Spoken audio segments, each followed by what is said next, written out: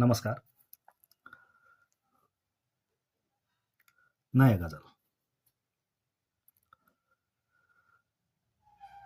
चेतना खस्केर कमजोर अवस्थामा रहेछन्।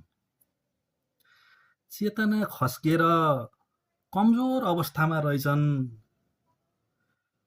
कसैको कतिसम्म थाङ्ने दिनचर्या रहेछन्। कसैको कतिसम्म थाङ्ने दिनचर्या रहेछन्। शत्रुको विमान आएर बम फालेर गयो।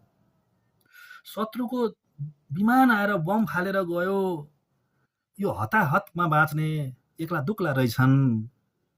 यो हताहतमा बाँच्ने एक्ला दुक्ला रहेछन्। नयाँ मानिस देख्न साथ बताइहाल्न पर्ने। नयाँ मानिस देख्न साथ बताइहाल्न पर्ने। रोइहाल्न पर्ने। उसँग कति व्यथा रहेछन्। उसँग कति व्यथा रहेछन्। कसैको कतिसम्म थाङ्ने दिनचर्या रहेछन्। बच्चाहरूले आलु पोलेर खाएको देखेका थिएँ। बच्चाहरूले आलु पोलेर खाएको देखेका थिएँ। कसको खेतबाट खोस्रेर ल्याएका रहेछन्। कसको खेतबाट खोस्रेर ल्याएका रहेछन्। चेतना खस्केर कमजोर अवस्थामा रहेछन्। कसैको कतिसम्म थाङ्ने दिनचर्या रहेछन्। देख्ने बित्तिकै सबै निम्त्यालुले यही भने। देख्ने बित्तिकै सबै निम्त्यालुले यही भने। दुलाई मोटी रहेछन्, दुला पातला रहेछन्। दुलाई मोटी रहेछन्, दुला पातला रहेछन्। कसैको कतिसम्म थाङ्ने दिनचर्या रहेछन्।